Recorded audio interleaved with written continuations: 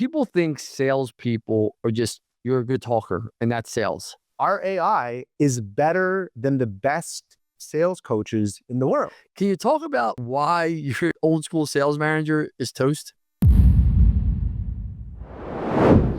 Welcome back to the Extroverts Podcast here, everyone. I have Mo Abyss. I hope I didn't pronounce it too bad. Mo Abyss. He actually is the author of the 1 minute close, right? The 1 minute, what is it? 1 minute or 1 meeting close? 1 meeting close. 1 minute, 1 meeting close for home service contractors. I like that. You should be closing on the first time. And for everyone listening, make sure you get to the Roofing Process Conference this year, December 3rd, 5th. Marco Island, get your ticket now for the Roofing Process Conference. Tickets will sell out. Mo, welcome to the show. Tell everybody who you are real fast. Obviously, you're in the AI business and you compete with other platforms with sales coaching, which, everyone needs in the home service-based business. Plus, you own home service-based businesses yourself that do about 40 million. So introduce yourself real fast. Yeah, absolutely. Appreciate it. I've been in the trades most of my life before I started building software products since I was 19 years old, from going door to door, selling different services, to building multiple companies in the trades that do a combined of $40 million in sales. I wrote the book, The 1 Meeting Close Blueprint, which is a playbook of how the top 1% of sales reps in the home service industries close in the first meeting. And I'm the CEO and founder of Sales Ask, where we have the world's greatest AI sales coach that can help coach your reps to increase their sales and ticket values. All right, so let's just jump into a few things here, right? You have your own home service-based businesses, 40 million, it's a lot of revenue. Most people never see that type of revenue. But first of all, I got to say this. I just said this to Mo. He's from Canada, but he spends half his time in California in the tech side. Like, guys, you got to look this guy Mo up, man. He's good looking, man. Like, I'm going to be honest with you. I'm going to go eat chicken and fucking vegetables and you're laid back too. It must be the San Fran thing. So you're doing 40 million, right? You're doing 40 million. Talk about the process there of growing and scaling, because that's not easy to get to those type of numbers. And most people never see those type of numbers. Can you talk about what you've been through and what you and your partners have had to do to get here? Yeah, absolutely. First, I'll say most people stop along the way because it's easy to stop along the way. You're comfortable, you're happy, it's great. A lot of other entrepreneurs, they never get past the traps. So there's different levels in the business, and from 0 to 1 million is one level, 1 to about 5 million is another level, 5 to about 8-9 million is another level. And then when you get to 20 million plus, it's a whole other beast at that point. Okay. Each one of these requires you to think and act different. When you're at the $1 to $2 million, I was doing that out of Starbucks, out of my truck. I didn't have an office. It was me meeting customers, managing jobs, micromanaging. I was doing everything at 1 to 2 million. Okay. To go above 2 million, you have to shift your mind and you must start hiring other people. You need leverage. You got to start building a machine, right? So from 2 to 5 million, you are hiring maybe some friends, some people maybe they're contract, maybe they're hourly, and you're starting to assemble a business, a process that is a bit more repeatable. Instead of you as this talented person figuring it all out, you need other people to generate value for your company. It's not very systemized at that point. And then you have to build an infrastructure. You don't typically make money between 2 and 5 million because you have to hire, at least from my experience, you have to hire a certain base level of infrastructure that will make you very profitable, but at a certain dollar figure. And why is that, right? So what I found to be much more profitable is when you go from 5, 6 to 10, 11, 12 million. Because if you hired a financial controller, it's the same person that was helping you when you were doing 3 million at 10 million, but your sales are way higher.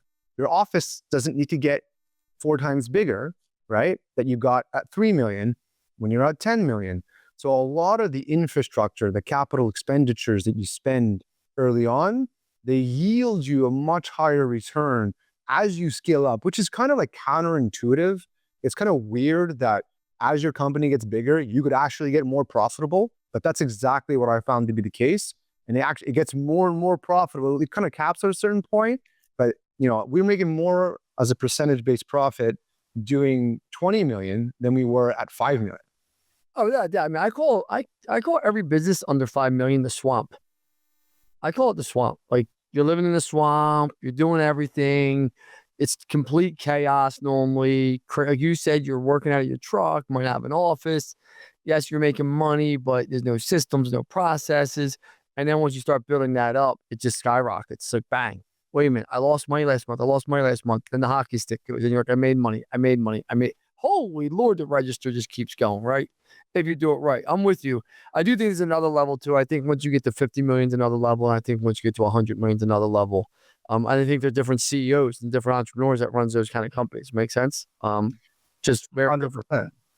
Totally yeah. agree with you. I mean, I know I never want to take a company past 50 million. And people are like, well, you got Lance, you do over 100 million this year. Yeah, in multiple companies though. Like if I took one single company to 100 million to 200 million, sure, could I do it? But the learning curve and the change in my behavior I would have to do to get there just isn't worth it to me. Why don't you just keep taking companies from 2 to 3 to 4 million to 25, 30 million, 40 million and sell it? I mean, these companies, people want to buy these companies all day long. Yes, am I losing a few turns by not going to each one, get them to 100 million? I'm sure I'm losing a few turns, but I'm exiting a lot faster than trying to get all the way there. Does that make sense, Mo? Yeah, that's like the local maximum rule, which is, you could sell at perhaps call it 50 million, and the local maximum, you'll get like a X amount of multiple. And in order to really make that much higher, it's not 100 million. It's got to be even higher than 100 million. You've reached your local maximum, which is the best time to raise capital or sell the business is in a local maximum. Because to get to the next level, you'll get maybe like a slight improvement in valuation, but you're going to have to work like 5 times harder, Oh, and have more leadership team and build the right stuff out. There's so much to it.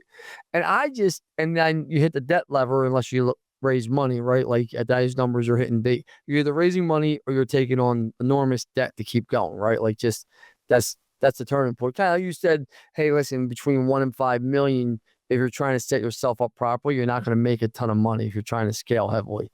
Same thing there. Here's a question for you, right? What's the biggest challenges that you see with people scaling? What's the number one reason that, because you deal with business owners on your coaching group, with your AI coaching group, which we're going to talk about, obviously. But what's the biggest challenges that you see with contractors and business owners not being able to scale? Like, what's the number one reason you think? So I've worked with hundreds of clients in Sales Ask, and we help them increase their sales with our AI app. Okay, and what I've noticed is, like, you would think there would be, some of them are really organized. Generally, they're all pretty reasonably organized. Okay, like just to like put that out there. But some of them are like super hyper organized, and some of them are kind of like sloppy in a way. And the sloppy one could be growing way quicker than the organized one. And the common denominator that I've noticed is how fast they move. Okay.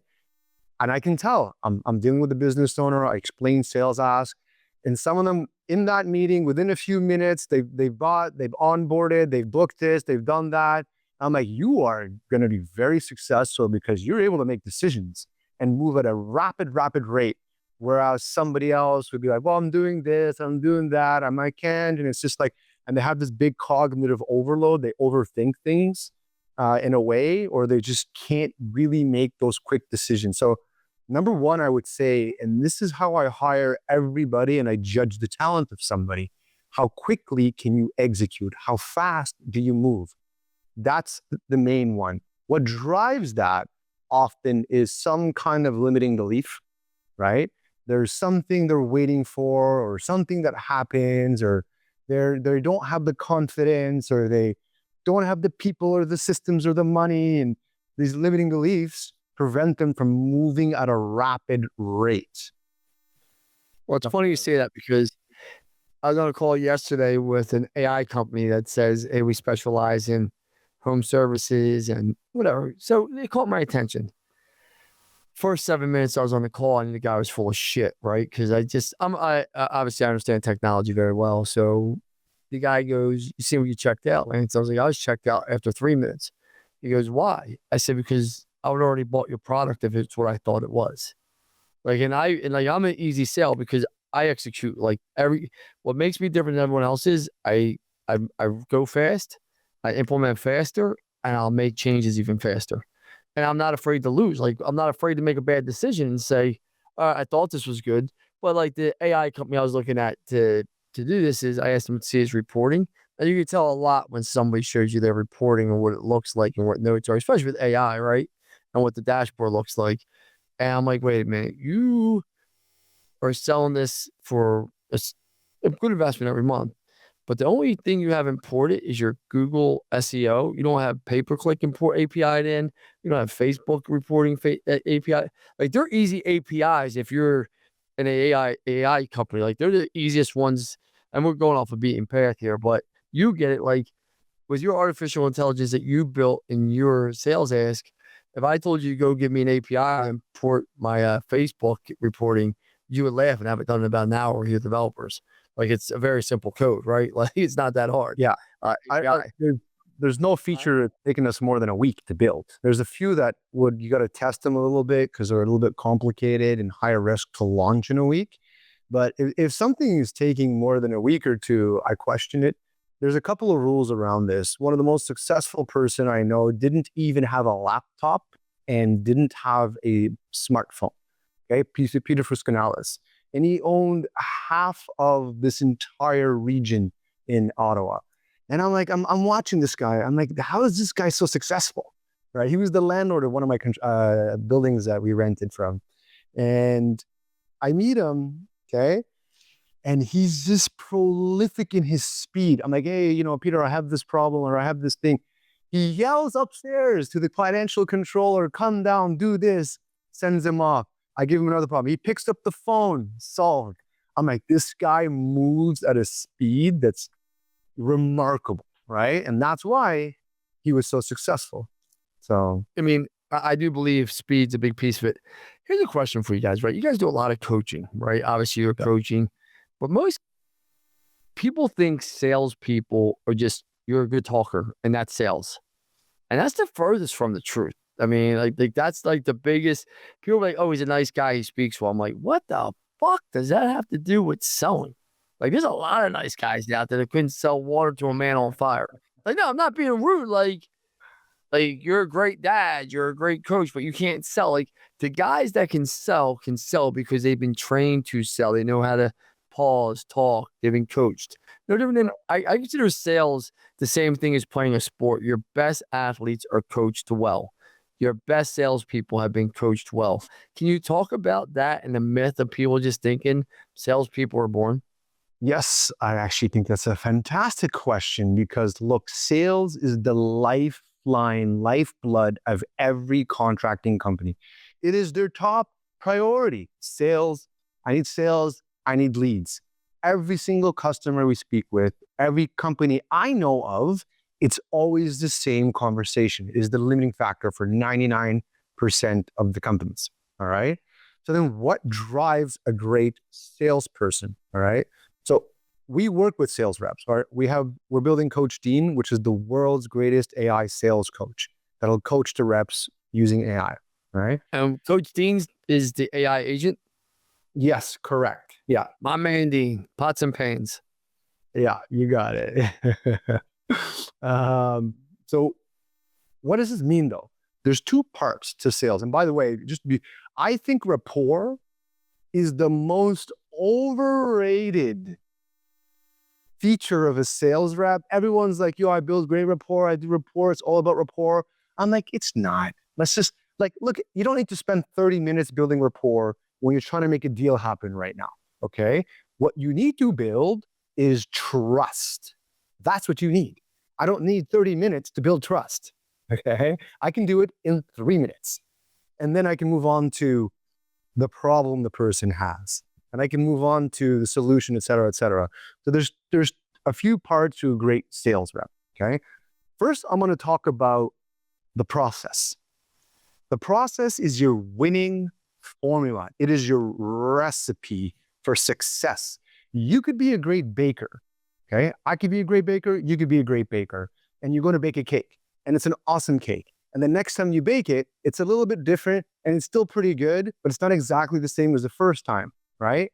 It's only until you have a process in place that you can consistently make a great cake. So you should at least have a process of how to bake that cake, or in your case, the process of selling your product.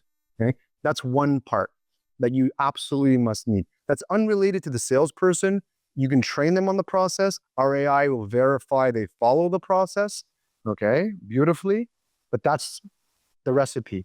Then you have the salesman, and that's the salesmanship. That's the baker. And if it's a great baker, they have baked tens of thousands of cakes and souffles and muffins and whatever else so they could actually do a lot of that process off ad hoc, ad memory. They can go off script, and they're still going to make you a great product, right? So what drives it? Obviously, experience is a really big part of that, okay? But there's 8 steps to being a fantastic salesperson, which are all available in the One Meeting Close. I kind of break that all down. And the One Meeting Close is a bit of a misnomer. It's not literally always about a one meeting close. It's about creating sales velocity, not necessarily do I try to get the whole sale in the first meeting, right? Hey everyone, thank you for joining us today. I want to give a quick shout out to our sponsors, Service Titan and Rilla, our technology of choice to helping us scale and grow our business and making sure all of our viewers have the technology to scale their business so when they want to sell it, they're able to. So, I mean, I can talk about that in great depth. If you like, what makes a great salesperson, Sure. I mean, like, tell me what you think makes a great sales. Listen, I have salespeople all around the country, and I have a difference of opinion than most people, right? I think, and I'll be very transparent, if you don't train your people, you're going to be in for a long road, and you have to constantly train, reinforce, because salespeople, most of them are emotional roller coasters. They just are. The majority of them. It's ups, downs. When I just been my guy Alex out here do push-ups with me. I had to make an appointment yet today. I'm like, get down and put your energy's off. Like everything matters, right? Like, yes, I do believe in the process of, when I was selling Yellow Pages, they had a 5-step process, right? And it was open the call, right? It was build report, right? Then it was find the problem, right? Like discovery, see what's going on with the business, give a solution, wait for the objection, overcome the objection, and close, right? Like that was the problem. When I didn't go through that process, my close rate went down, right? I'm very transparent with people. I've never did in-home sales, but I know we have a step-by-step process here that we use. I know a lot of people have a 10-step process or 8-step process.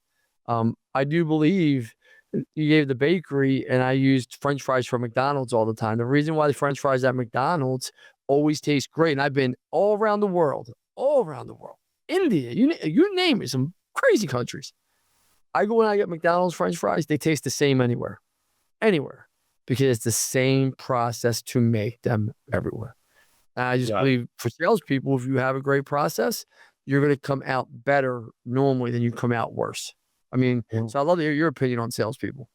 Absolutely. Agree on the process. And the big part of what SalesAsk does is when it listens to the conversation between the rep and the client, it identifies if the process is being followed, and then it'll actually coach the reps around that process. But beyond that, you need to go beyond the process, okay? It's not like somebody could follow the process and they're very robotic.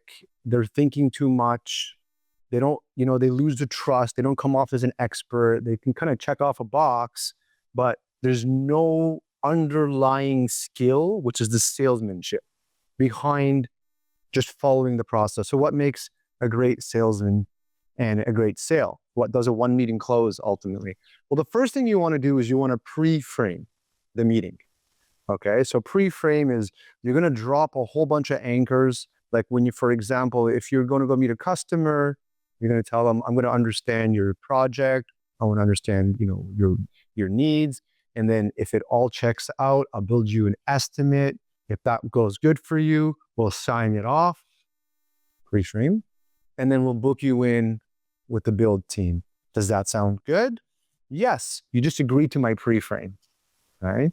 You could pre-frame even ahead of time. Here's what to expect when the rep comes to your house. If all's good, we sign off and we get you started. Okay, another pre-frame. You can pre-frame, which gets you set up for the sale. That happens before or right when you get to the home. And then the thing is, you have to establish trust and authority. So how do you do that? There's a lot of ways not to do that. Like if you go in smelling like weed, like you just hit a joint in the car and you're gonna walk into that house, you've lost that sale. Like right off the bat. Didn't Canada be one of the first countries to make weed legal? You got all type of shit going up where you live, throwing the weed out there, but I'm with you on that. Now I'm with you. You should be smoking weed going in, but weed is legal in Canada, isn't it? It's legal pretty much yeah, it is. Yeah, it is. I mean, I know it's almost pretty much legal anywhere in the country now here, right, Neary? Couple states are against it. There's a couple states against it. I mean, I don't smoke weed, but I just thought that was a funny comment. But yeah, I mean, you're right. You shouldn't be smoking like weed or alcohol for sure. At least do it after you get the sale. At night. Get the go win the game first.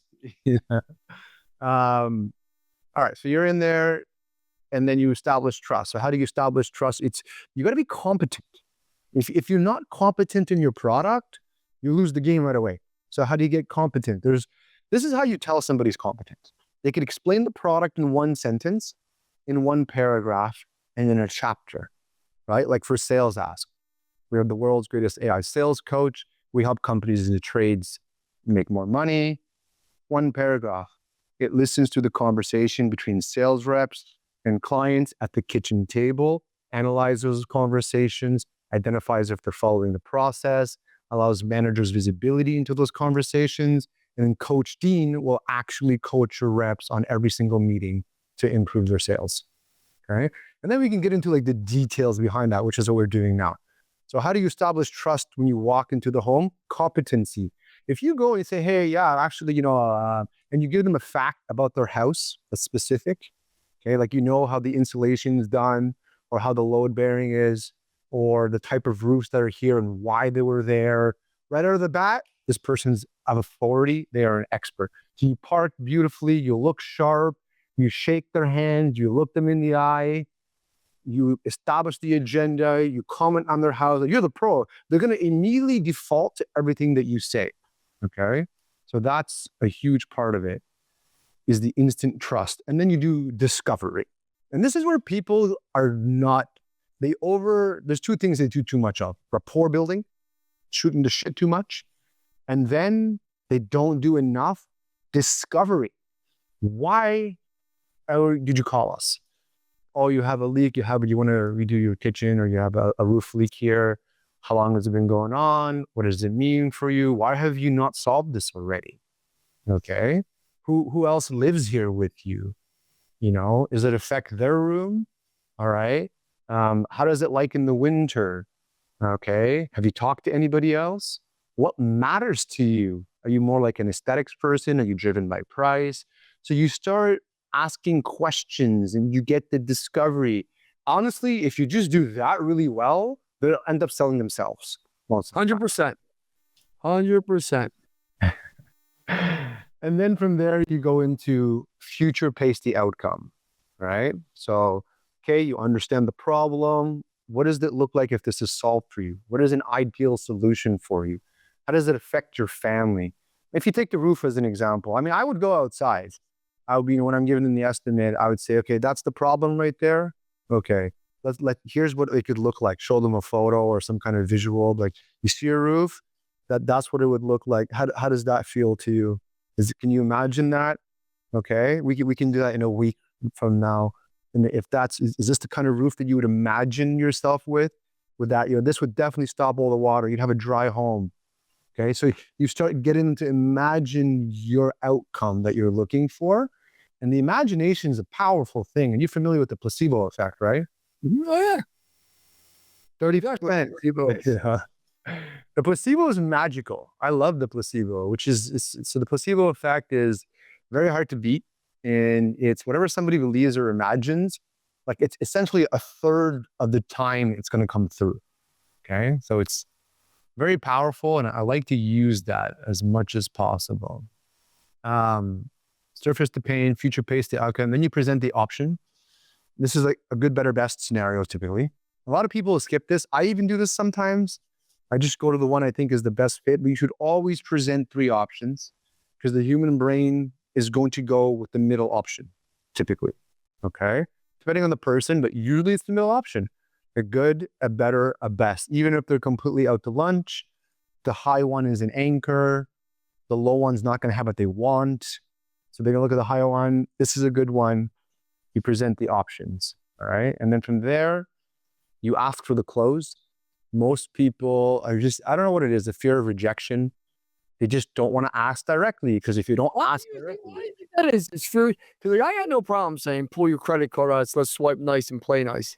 Well, I'm not I'll say that to anyone. Like these people think I'm crazy. I'm like, I know what we deliver, so I'm not worried about asking. People want to give you your money. They contacted you for a reason. Like they know they got to spend money when they contact you. yes, They I know agree. they got to spend money. So Yes. it doesn't matter. Did you prove value? Like that's it. Like, and if they tell you no, you didn't prove value. Well, here's what it is. So people don't want to ask because if they don't ask, they haven't gotten a no. And if it's not a no, it's a maybe. And if it's a maybe, it stays in their pipeline. When they talk to their manager, they have all this pipeline. They can maybe get it. Bullshit. It's all Bullshit. bullshit. It's all bullshit. Pipeline, swipe line. 73% of meetings that don't close in that first meeting will never end up closing. The client is they have the most information of your company. They just thought about the pain. They are in a buying state. They will never ever be as motivated to buy as they are in the moment with you when they've gone through all that and have. I agree. I'm agreeing. I agree. So the other thing that it does, Again, sorry.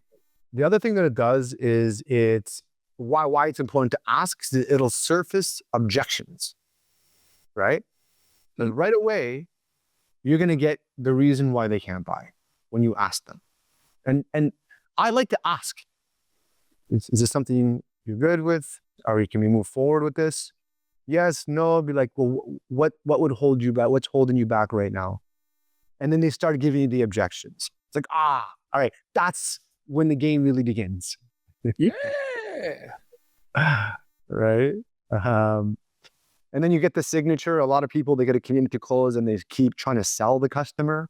Stop talking. Stop. Shut your mouth. Go get a signature. And then when they do sell them, the final step is you have to, don't just leave them. So many companies, including our competitors, they get a sign, they move on. No, you need to get them onboarded, schedule them, make sure that know that you care about them so they don't cancel your contract, essentially.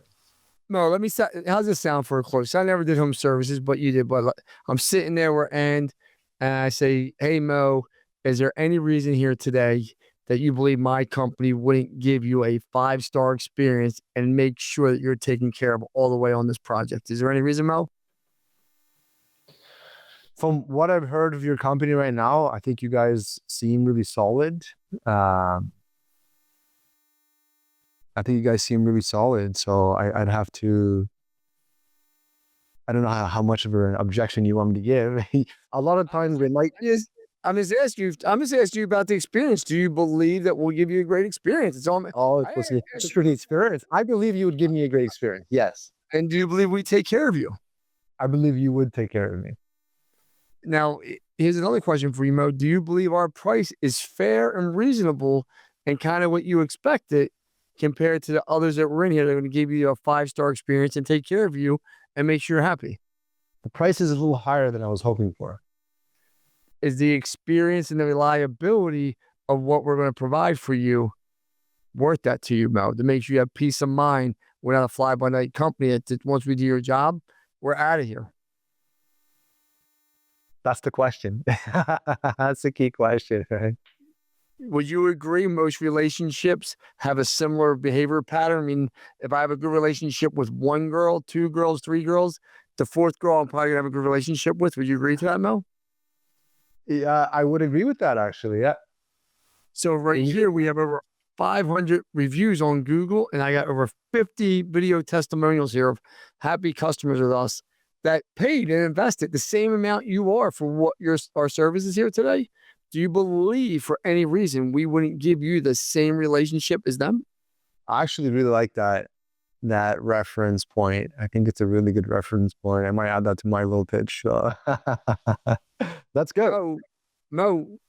Do you see any reason why we can't move forward? Because I'm excited here to do this project with you, and so is my team. I can get you on the schedule. Is there any reason why we can't move forward today?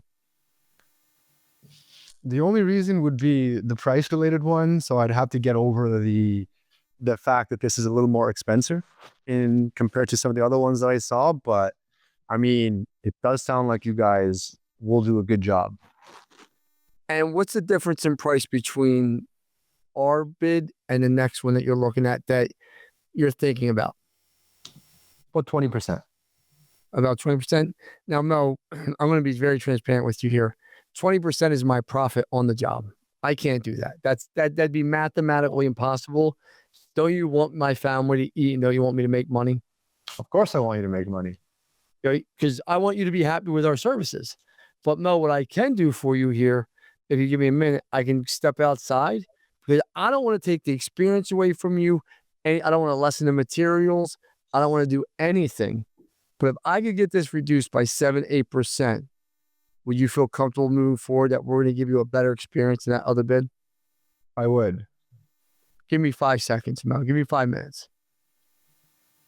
No. My manager said we're good to do it, but is there any time frame that you can't do the job in? Because we have an opening tomorrow on the schedule, and we like to get out here in the next 48 hours. It's towards the end of the month, and we get discounts when we're buying things at volume, and we like to get you scheduled right away. Is there any way we can't get you on the schedule in the next 48 hours? If you can give me like a 9% discount, I'll do it in 48 hours. Great, let's do it. Okay, let's do it. And I didn't drop below 10%, and we give the 10% margin for all of our salespeople. Yeah. But you got to stay in there and just keep asking and moving. And like that, and I never did a home sales. I've always sold B2B advertising. I've never sold anything, but I'm like, man, I think I can make $1 million a year selling roofs. Because all you got to do is be nice and just talk to people and just ask for the order. So many salespeople are afraid of no. I'm doing this live on a fucking podcast. Tons and tons of people, tens of thousands of people are going to hear this. And I'm role playing you, probably stumbling and fumbling a little bit, but it only gets better and better as you keep doing it. 100%. That's exactly it. You need the reps, you need the experience, you need the coaching. That's why it's so important. Like you said, you got to coach your reps. Your reps need to be trained and coached consistently and held to that high standard. I am the same way. I'm 20 years. I've sold across so many products and industries, and I still make mistakes all the time. And I just learned something from you as well, which I'm going to use, right? The notion of... What'd you learn? I learned that when you said, hey, listen, like I have all these passwords, and I do the same thing with dates, let's say, or like whatever. But I have all these past relationships. And you believe that if somebody acts a certain way with someone in the past, they're probably going to act the same way with anybody else they meet, right? The past behavior is the best indicator of future behavior.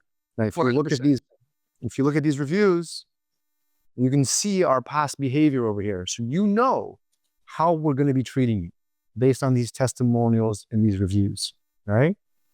I just want to show that to you. That's what you can expect from us. I like that. I'm going to introduce that. Well, and the reason why is it's so true though. Obviously, my model is I partner with small businesses. I grow them. I sell them to private equity. I've done it 6 times now. We're about ready to our 7th and 8th LOI right now, right? And people are so scared when they partner. I don't blame them because it's so new to them of holy shit, I'm going to build my business, scale it, and then sell it. And I got to trust this guy and his team to go do it. And I just say, hey, listen, man, this has been my success. This is what we've done. Do you believe there'd be any different? And if you do believe it's going to be any different, don't do the deal. Right? Like, don't do the deal. If you don't believe it and you believe your behavior pattern of history is going to be the same as my future, then you do the deal. Because most people do in their 40s and 50s, they have the same behavior patterns, right? Like they're going to do the same things over and over again. good, bad, or indifferent, right? Like I tell people, like my downfall is I eat ice cream almost every night. I shouldn't, right? So I'm No, come on. Do you actually? Come I on, do, man. because I love ice cream. I shouldn't, but I love ice cream. So I say to my wife, it's around 9:30. I'm going to bed. I'm like, yo, can I have a bowl of ice cream? She just looks at me in disgust. And she's like, damn, dude, you did so good all day. You're going to kill it with ice cream.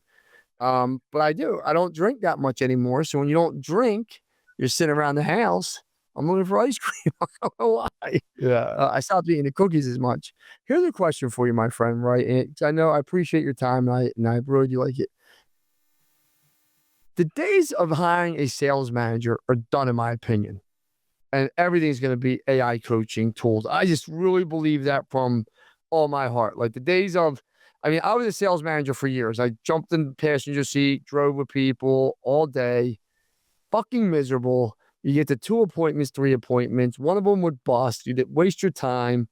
The rep wasn't prepped for the meeting, all the nonsense. Now, my team, we can listen to 15, 20, 30, 40 calls a day easily and never leave the office and coach the people back on mojos and other things. Can you talk about like why your old school sales manager is toast?